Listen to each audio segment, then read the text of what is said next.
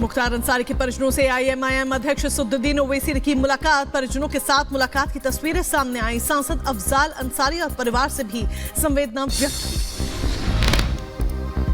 मुंबई हवाई अड्डे पर कस्टम विभाग की टीम को मिली बड़ी सफलता। 27 से 31 मार्च तक 22 मामलों में करीब 6 करोड़ से ज्यादा रुपए के 10.68 किलोग्राम से ज्यादा का सोना जब्त किया गया। उत्तर प्रदेश के लखीमपुर खीरी में आगामी लोकसभा चुनाव को लेकर पुलिस और सुरक्षा बल अलर्ट मोड पर। नेपाल सीमा बॉर्डर पर पेट्रोलिंग करते नजर आए। उत्तर प्रदेश के फिरोजाबाद में पुलिस विभाग को मिली बड़ी सफलता। 1000 से ज्यादा पेटी अवैध शराब की बरामद। अवैध शराब ले जा रहा तस्कर भी चढ़ा पुलिस के हत्थे।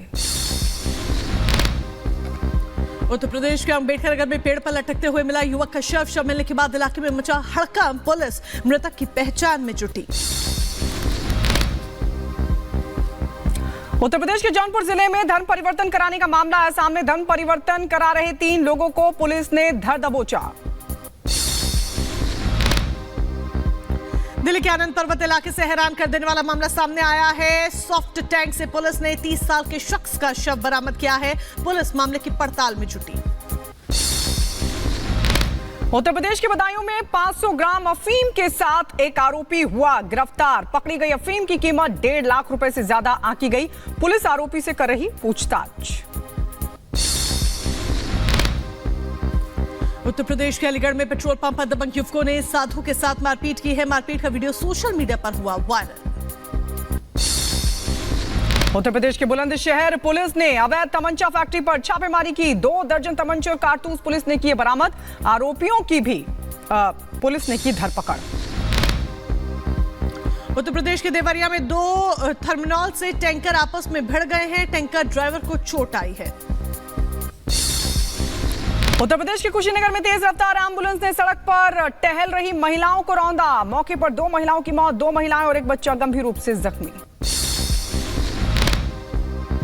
असम के गुवाहाटी में तूफान और भारी बारिश के बाद बिगड़े हालात। अंतर्राष्ट्रीय हवाई अड्डे पर भी पानी भरा। असम के जोरहाट में तूफान का असर, भारी बारिश से उड़ानें हुई प्रभावित। आपको बता दें पेड़ गिरने से आवाजाही भी बाधित। घरों इमारतों के नुकसान पहुंचने की तस्वीरें भी आई सामने। और आगे बढ़ेंगे। मणिपुर के कई हिस्सों में बारिश और ओलावृष्टि से लोगों की परेशानी बढ़ी है। थोबल के सायम, लिकाई और खोंगजोम गांव में घरों, इमारतों और फसलों को नुकसान पहुंचा। सीरिया में अलेप्पो प्रांत के अजीज शहर में कार में बम विस्फोट हुआ। हादसे में 2 बच्चों समेत 3 लोगों की मौत की खबर।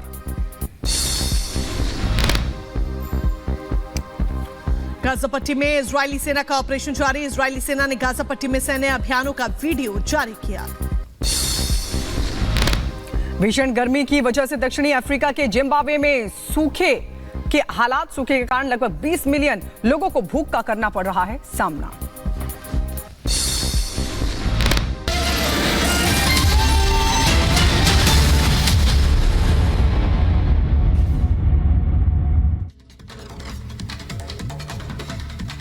और चलिए 5 मिनट में 25 बड़ी खबरें जानने के बाद अब रुक करते हैं दिन भर की उन 5 बड़ी खबरों का जो कि सुर्खियों में रहने वाली हैं और जिनसे जुड़ी तमाम अपडेट्स एक एक कर हम आप तक पहुंचाते रहेंगे। और वो 5 बड़ी खबरें हम आपको आपकी टीवी स्क्रीन पर दिखाने जा रहे हैं, जिसमें बात अरविंद केजरीवाल को लेकर भी होगी, जिसमें बात जिस तरीके से ताबड़तोड़ रैलियां हो रही हैं को लेकर भी होगी। लेकिन इन सबसे पहले इस वक्त की एक बड़ी खबर आपको बता दें, केजरीवाल की आज कोर्ट में पेशी है। अरविंद केजरीवाल की आज कोर्ट में पेशी है। दरअसल 10 दिनों की ईडी रिमांड अरविंद केजरीवाल की खत्म हो रही है। ऐसे में ईडी के बाद सीबीआई का भी शिकंजा कस सकता है, क्योंकि सीबीआई माना जा रहा है कि रिमांड मांगेगी अरविंद केजरीवाल की। 10 दिनों की ईडी रिमांड खत्म हो रही है, यानी जाहिर सी बात है अरविंद केजरीवाल की अभी जो मुश्किलें हैं वो कम होने का नाम नहीं ले रही हैं, क्योंकि सीबीआई भी कस्टडी मांग सकती है। इसके साथ ही आपको यह भी बता दें कि कविता की जमानत याचिका पर भी राउस एवेन्यू कोर्ट में सुनवाई आज ही होनी है। अरविंद केजरीवाल का जब हम जिक्र कर रहे हैं तो 11:30 बजे करीब पेशी अरविंद केजरीवाल की होनी है। कथित शराब घोटाले मामले में दिल्ली के मुख्यमंत्री अरविंद केजरीवाल बुरी तरीके से फंस चुके हैं। तमाम आरोप अरविंद केजरीवाल पर भी है। ऐसे में ईडी की कस्टडी में अरविंद केजरीवाल तमाम सवालों का सामना कर रहे हैं और ईडी एक एक कर उनसे सारे राज उगलवाना चाहती है।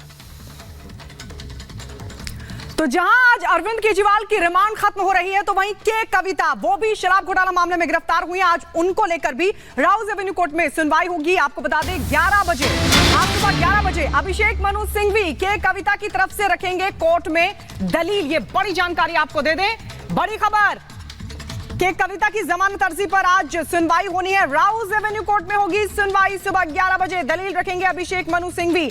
जमानत अर्जी को लेकर राउज एवेन्यू कोर्ट में आज होनी है सुनवाई। सुबह 11 बजे दलील देंगे अभिषेक मनु सिंघवी।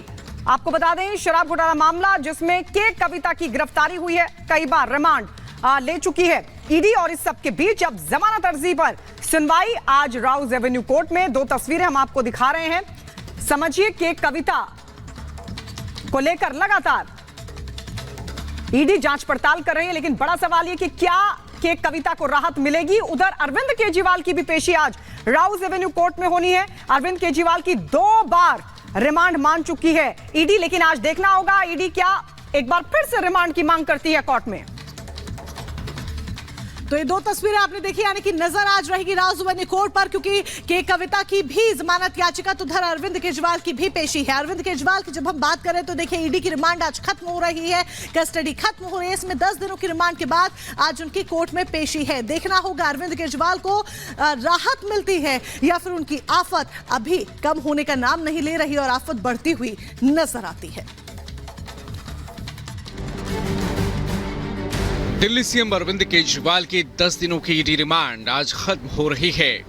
आज केजरीवाल की कोर्ट में पेशी है और आज तय हो जाएगा कि केजरीवाल को शराब घोटाले मामले में राहत मिलती है या उनकी आफत और बढ़ जाती है।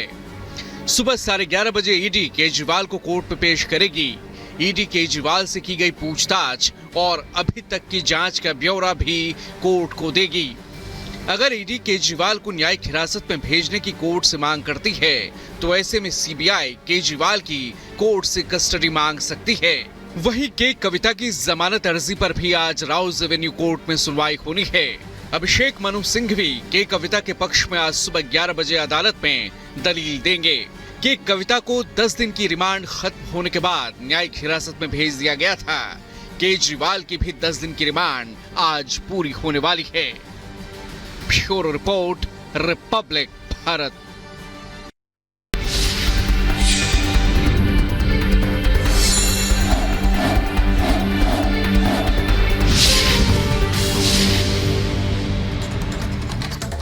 तो जहां एक तरफ अरविंद केजरीवाल की आज कोर्ट में पेशी होनी है, तो वहीं कल इंडी गठबंधन हेमंत सोरेन की गिरफ्तारी और अरविंद केजरीवाल की गिरफ्तारी के खिलाफ एकजुट हुए एक मंच पर नजर आए इंडी गठबंधन के नेता और केंद्र सरकार पर जमकर निशाना साधा।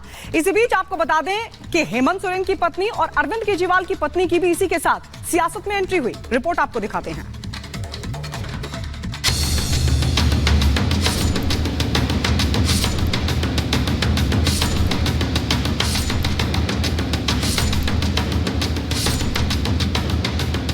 केजरीवाल और हेमंत सोरेन की गिरफ्तारी ने इंडी गठबंधन की टेंशन बढ़ा दी है। अब अगला नंबर किसका होगा, ये सोचकर मोदी विरोधी हैरान और परेशान है। भ्रष्टाचार के आरोपों से घिरे विरोधियों को एहसास हो चला है कि अगला नंबर किसी का भी हो सकता है। लिहाजा दिल्ली के रामलीला मैदान से इंडी गठबंधन ने महारैली का आयोजन किया। विरोधियों का आरोप है कि विपक्ष को चुनाव लड़ने से रोकने के लिए जांच एजेंसियों और सरकारी संस्थाओं का गलत इस्तेमाल किया जा रहा है। ये जो चुनाव हो रहा है, नरेंद्र मोदी जी इस चुनाव में मैच फिक्सिंग करने की कोशिश कर रहे हैं। ये जो उनका 400 सीट का नारा है, ये बिना ईवीएम के, बिना मैच फिक्सिंग के ये 180 पार नहीं होने जा रहा है। जब हम आज सब मिलकर के एक साथ खड़े हुए हैं, तो इस मैदान से ये ऐलान होने जा रहा है कि हुक्मरान जो दिल्ली में बैठे हैं वो अब ज्यादा दिन रुकने वाले नहीं हैं। ये समझ लेना हम सब लोग आने वाले हैं और दिल्ली से जो बाहर जा रहे हैं आज, वो हमेशा हमेशा के लिए बाहर जा रहे हैं। तुम तो धोखेबाज हो, वादा करके भूल जाते हो। रोज रोज मोदी जी तुम ऐसा करोगे, रोज रोज मोदी जी तुम ऐसा करोगे, जनता जो रूठ गई तो हाथ मलोगे। लेकिन एक नया ऊर्जा दिल्ली के रामलीला मैदान से इंडी गठबंधन की घटक दलों ने जुबानी हमले के जरिए बीजेपी को घेरने की कोशिश की, मगर मोदी विरोध में अंधे हो चुके विपक्षी नेताओं में विश्वास कम और उत्साह ज्यादा नजर आया। 15 लाख की रकम लिखता हूँ तो कलम रुक जाती है, काले धन के बारे में सोचता हूँ तो स्याही सूख जाती है, हर बात ही जुमला निकली।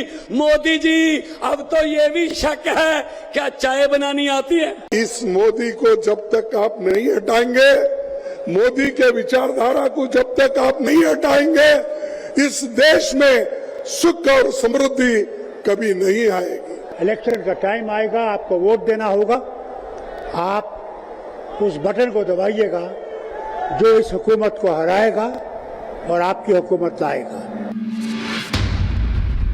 पहले फेज के चुनाव से महज 20 दिन पहले दिल्ली के रामलीला मैदान में मोदी विरोधियों का जमावड़ा लगा। चुनाव प्रचार के साथ साथ सभी दलों के अपने अपने एजेंडे थे। खासकर करप्शन मामले में अंदर गए अरविंद केजरीवाल और हेमंत सोरेन को बचाने की कोशिश नजर आई। तभी तो पहली बार सियासी मंच पर दोनों नेताओं की पत्नियों की एंट्री हुई। मिसेस केजरीवाल और मिसेस सोरेन भी सियासी तीर चलाती नजर आईं।